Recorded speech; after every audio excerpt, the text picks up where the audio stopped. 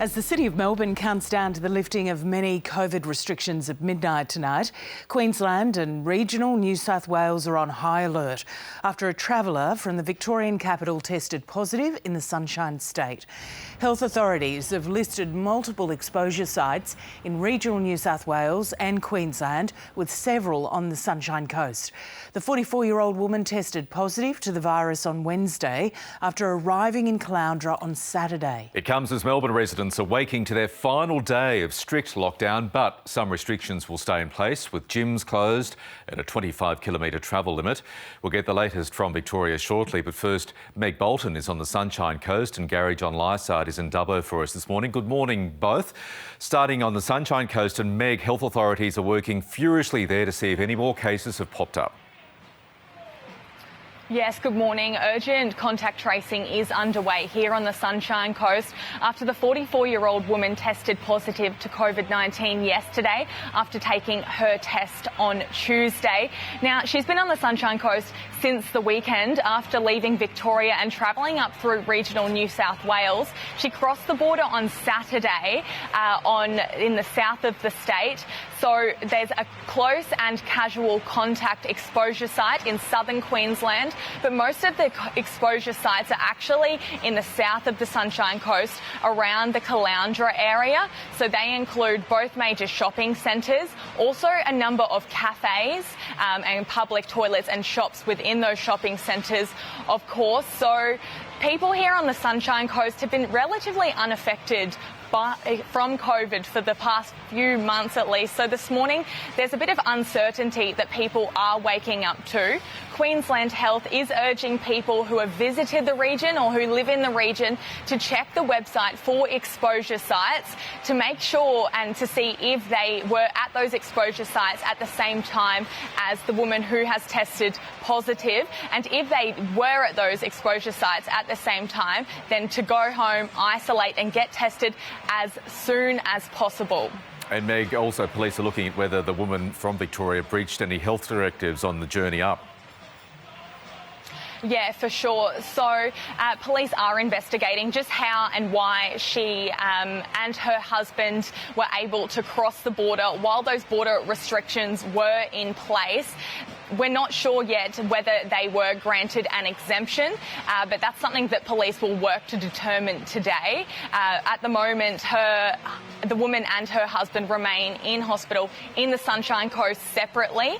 They're both awaiting second tests today. The woman is awaiting a second test to rule out a false positive, and the man actually tested negative, but he's being tested a second time to make sure that he isn't positive for the virus as well. And in Queensland, it comes at a time where where the state is due to loosen border restrictions as of tomorrow.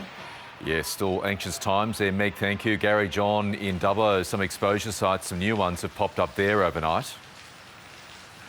Yeah, Michael, look, there's more than a dozen exposure sites across Western New South Wales now. They include everything from hotels, cafes, thermal pools and a cinema here in Dubbo. There were two new exposure sites that were listed overnight. They include a petrol station here in Dubbo and also a supermarket in Moree. Health authorities are saying anybody that's been at any of the more than a dozen sites that are listed on the New South Wales Health website need to get tested and isolate immediately.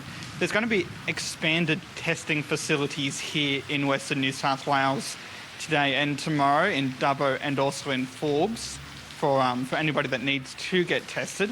But Michael, we're also anticipating a lot of support for local businesses here today. The Church Street Cafe, which is behind me, was one of these sites that were listed on the exposure list. They're able to open today, but the staff that were working on that day need to get tested and isolate. So we're anticipating a lot of people are going to come out today, get breakfast, get a coffee and show their support for local businesses in this tough time. I'm sure they will, and it'd be great to see Gary John and Meg. Thank you both for the updates. More Australian businesses are being urged to provide paid leave for workers to get the COVID-19 vaccine. Westpac is offering staff half a day of paid leave for vaccine appointments, and unions are calling for other employers to follow suit. The Australian Council of Trade Unions fears that some casuals who don't get sick leave will be reluctant to get immunised. Let's take it to Melbourne now, where COVID restrictions are lifting tonight, and bring in our reporter Zali Rismal. Zali, good morning. So, good news, but also not so good news for businesses, depending on where you are. That's right. Barring any major surprises, any new unexpected outbreaks, Melbourne can expect to take its first steps out of lockdown at 11:59 tonight.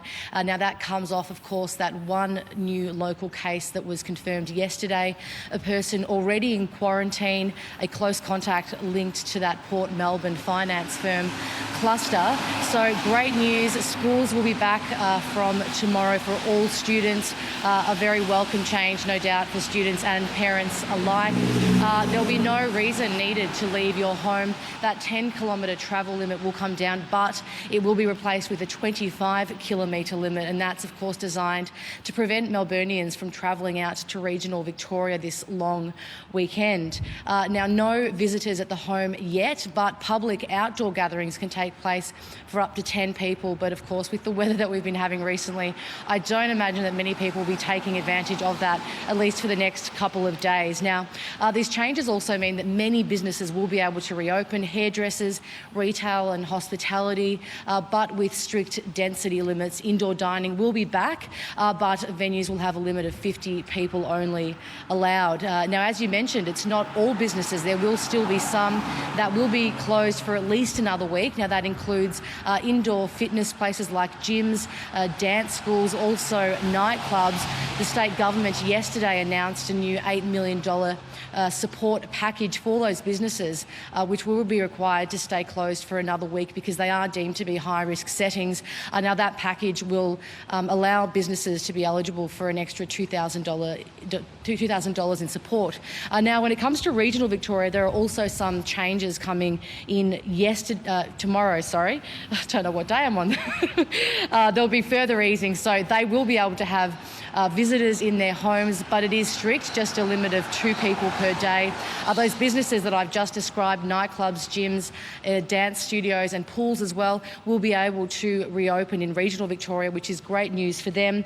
Public gatherings will also increase to 20 outdoors, and hospitality venues will also have some loosening of those strict limits. But all these settings will be in place for at least a week, but the government yesterday flagged that they'll be looking at easing them further. That Melbourne and regional divide is likely to come down then as well, Michael. Yes, Ali, thank you. It's Thursday and you're absolutely forgiven because, geez, it's been such a challenging time for all of us in Melbourne. I appreciate the update. Thank you.